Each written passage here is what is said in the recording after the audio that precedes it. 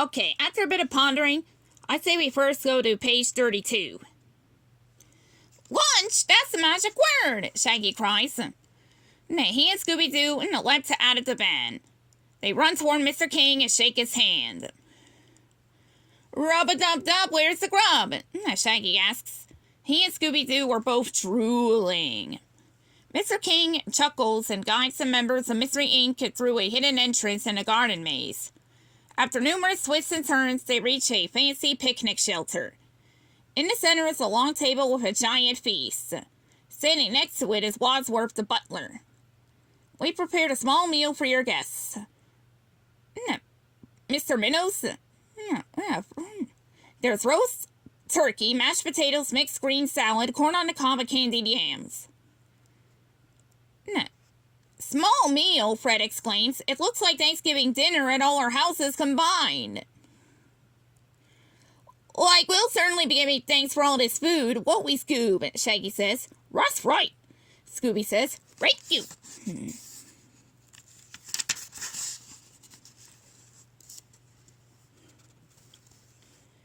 Quick as a flash, the two friends dive face first onto the table and inhale everything in sight. Scooby-Doo stretches his mouth open wide and devours the turkey whole. A split second later, he spits out the bones. Rummy in my tummy, he says, patting his belly. Suddenly, a loud explosion startles the group. Kaboom! Good heavens, shouts Mr. King. What on earth could that be?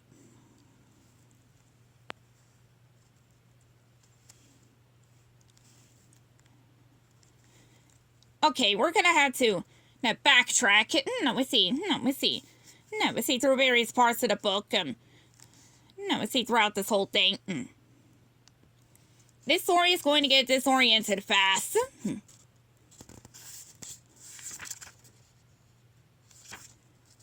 I typed all the way to page 16, though it says 18 on the top corner. Velma types away on her tablet computer.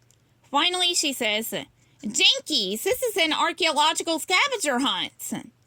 Meanwhile, Shaggy follows Scooby-Doo, and the Great Dane sniffs his way to the broken window. Like you following your nose to our first clue, buddy, Shaggy exclaims. Scooby-Doo points up his paw. Look at this, he says. Shaggy picks up a clump of fur caught in the window pane. It is dark brown and very coarse. I'm really hoping this is yours, Shaggy says to Scooby-Doo. Uh-oh, the dog says, shaking his head no. Shaggy swallows hard. Like maybe this monster is real after all. Scooby-Doo looks up at the large hole in the window and adds, Red real big, too. Hey, you guys, Shaggy calls out. Come see this. He holds up the fur. Jinkies, Velma says. A clue. Whatever was in here last night probably left a trail, Daphne says. I bet you will find it if we search outside, Fred states. Good idea, Velma replies. Let's go. The members of Mystery Inc. walk back outside the mansion and stand under a broken window. There are big muddy footprints in the wet grass.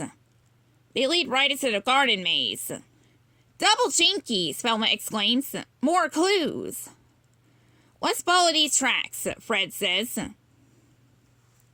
The gang heads into the maze, and soon they reach a fork in the road. To the left is a straight path. To the right, the path curves behind a hedge wall.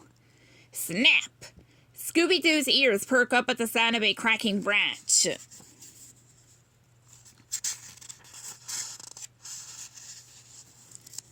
Ruh-roh! Scooby says and points to the hedge wall. The leaves begin to shake. The gang hears rustling footsteps coming their way. They huddle closer together. Zoinks! Shaggy cries, trembling. It's the Minotaur! What do we do?